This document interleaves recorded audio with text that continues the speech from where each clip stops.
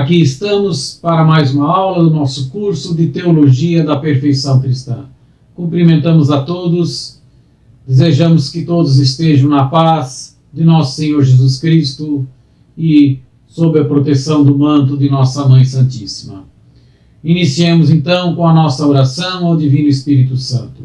Divino Espírito Santo, amor do Pai e do Filho, inspirai-me sempre o que devo pensar, o que devo dizer, o que devo calar, o que devo escrever, como devo fazer para obter a vossa glória, o bem das almas e minha própria santificação. Glória ao Pai, e ao Filho e ao Espírito Santo, como era no princípio, agora e sempre. Amém. Na aula anterior, demos início ao assunto dos meios gerais de perfeição, regras aplicáveis a todas as almas, todas as pessoas, em qualquer estágio da vida espiritual em que elas se encontram. E começamos a falar sobre os meios interiores, o desejo de perfeição, o conhecimento de Deus e de nós mesmos, a conformidade com a vontade de Deus e a oração e mortificação. Falamos na aula anterior sobre o desejo de perfeição e hoje falaremos sobre o conhecimento de Deus. É o assunto da aula de hoje. Sabemos que para amar alguém é preciso conhecê-lo. E não é diferente com Deus. Para amar a Deus primeiramente é preciso conhecê-lo. Ninguém ama aquilo que não conhece. Mesmo que seja apenas um conhecimento rudimentar, um conhecimento pequeno. Mas é preciso que haja um início de conhecimento para podermos amar. E quanto mais nos aplicamos ao estudo das perfeições de Deus, mais o coração se abrasa, porque Ele tem tudo que é amável, né?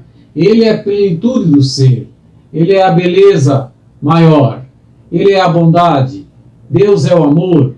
Então precisamos mesmo saber tudo o que sobre Ele que nos mova a essa admiração e esse amor para desenvolver um amor afetivo, que é o nosso objetivo para com Deus, para que após esse amor afetivo se transforme num amor efetivo.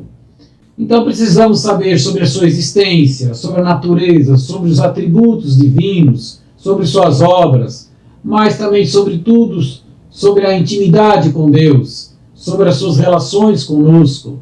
Tudo isso importa e tudo isso vai fazer aumentar o nosso amor por Deus.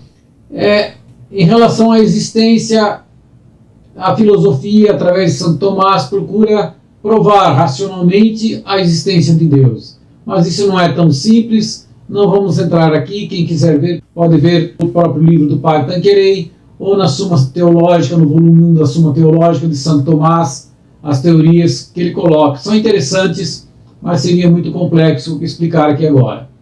Podemos dizer sobre a existência que Deus diz: eu sou o alfa e o ômega. Eu sou o princípio e o fim.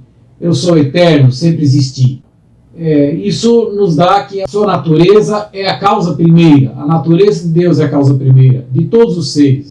Tudo que há de bom em nós, de todas as nossas faculdades, de todos os nossos atos. E por isso, é Ele somente toda a honra e toda a glória. Só Ele, porque Ele é a causa primeiro, Ele é o alfa e o ômega. Né? Deus é o único necessário. Tudo que precisamos está nele. Tudo mais é contingente, é acessório, é transitório, né? É inseguro. Então, somente essas coisas todas, tudo mais que não Deus, pode somente ser útil na medida que conduz a Deus, na medida que é útil para nos levar a Deus. Se não for útil, se não afastar a Deus, não é necessário. Deus é o único necessário. Deus é perfeição infinita. Todas as criaturas são apenas um pálido reflexo. Daí já nos induz ao desapego das criaturas. As criaturas nunca não nos vão levar a Deus. Elas são um reflexo, pode ser até uma pequena imagem de Deus, mas nunca vão ter a capacidade de nos levar a Deus. Deus é o ideal a ser perseguido, né? Sede perfeito, como vosso Pai Celeste é perfeito, disse Jesus. Deus é a plenitude do ser. Eu sou aquele que sou. Já no Antigo Testamento, eu sou aquele que sou. o nosso ser então é apenas uma existência emprestada, né? Que tem absoluta dependência de Deus. Deus dizia a Santa Catarina de Sena: sabes, minha filha, o que tu és, o que és tu e que eu sou? E depois ele mesmo respondia: tu és aquela que não é, e eu sou aquele que é. Então, nós somos nada comparado com a imensidade, a grandeza e o ser infinito de Deus. Né? Tudo isso nos leva a esse sentimento de pequenez, de admiração, de extasiarmos ante a grandiosidade de nosso Deus. Não há só um só atributo de Deus que, bem meditado, não nos serve para, de alguma maneira, avivar o nosso amor para com Ele.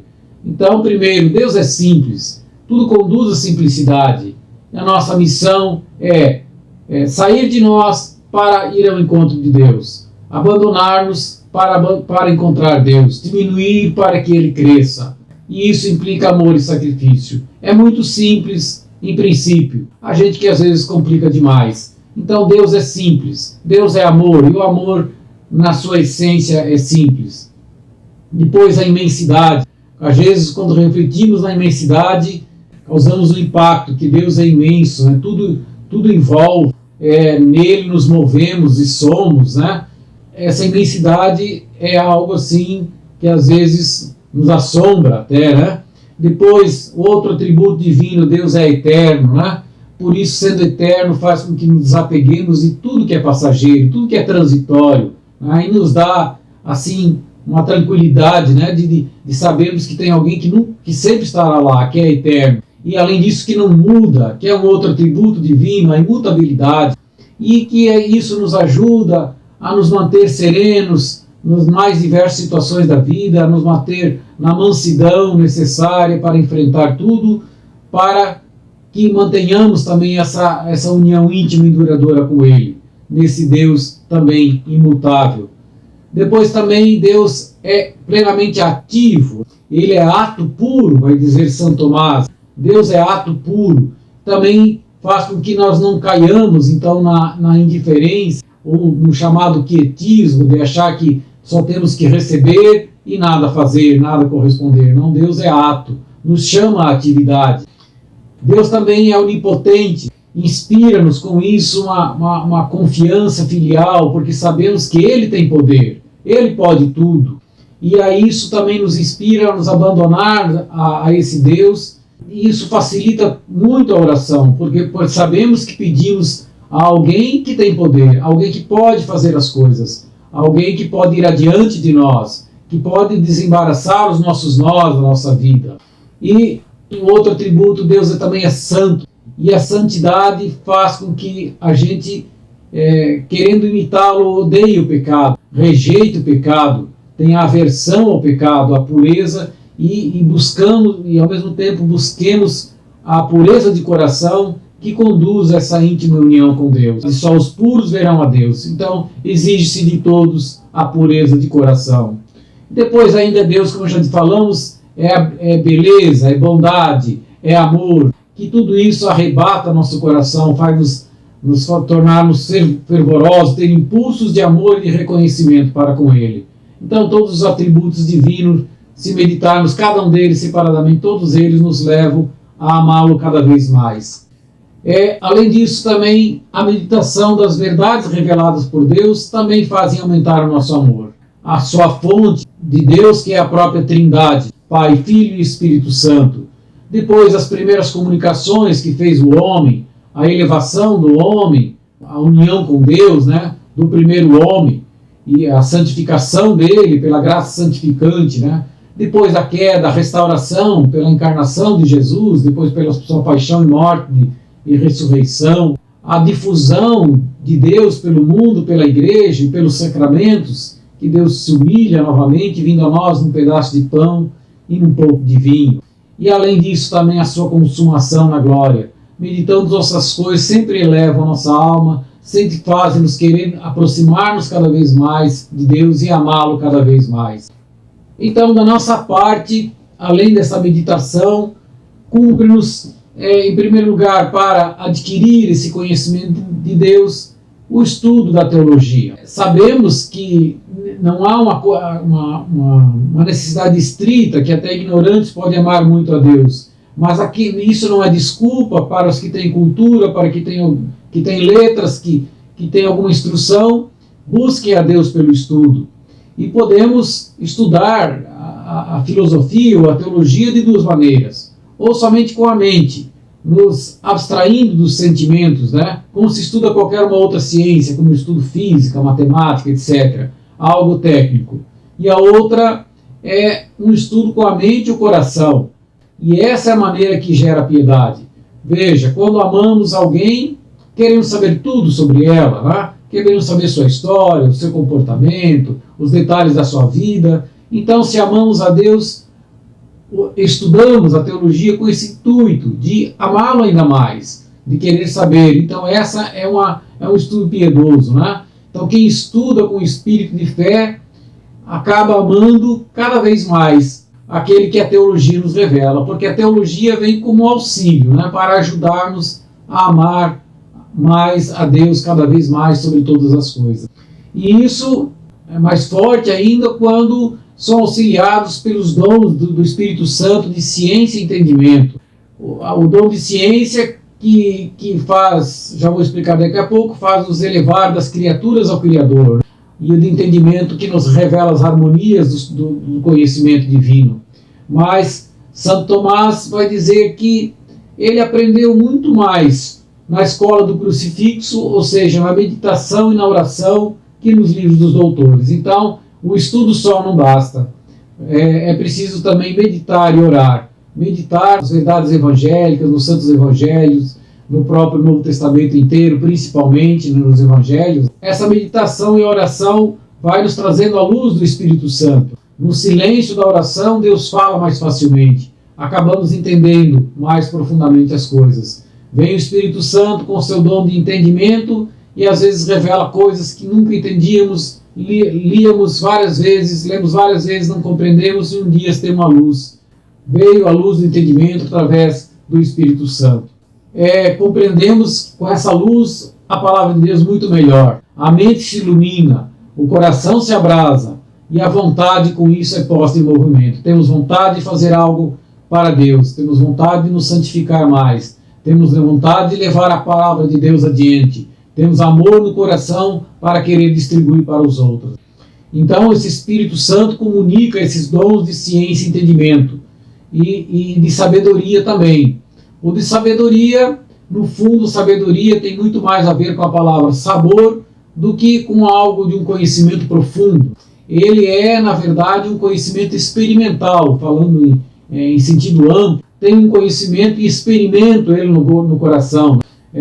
Provai e vede como o Senhor é bom. Quando provamos e vemos como o Senhor é bom, adquirimos sabedoria. Temos a prova, temos a experiência. E cria-se, então, uma união muito mais íntima. Temos uma certeza que ninguém tira. A fé se torna inabalável quando temos o dom de sabedoria, né? Porque temos aí certeza muito absoluta de tudo que Deus nos revela. E cresce também o amor. O dom de sabedoria vai levar a caridade ao seu ápice, ao seu amor mais perfeito.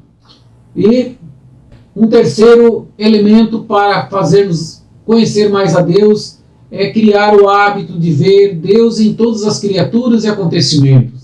Com os exercícios anteriores já de oração e do estudo da teologia, com os dons do Espírito Santo, começamos a ver, adquirir-se muito fácil esse hábito de elevar-se das criaturas ao Criador. E também ver nos acontecimentos como manifestações da providência divina. Toda criatura, sabemos que ela é vestígio, ela nos mostra que tem Deus como autor. É algo que revela um pouco das maravilhas de Deus e nos convida a louvá-lo, nos convida a admirá-lo. Então, as pessoas são imagens, são semelhanças, são imagens vivas de Deus, principalmente os batizados, mas mesmo os que não são, podem vir a ser, né? Os batizados são membros de Jesus Cristo e quem devemos ver neles esse membro de Jesus Cristo.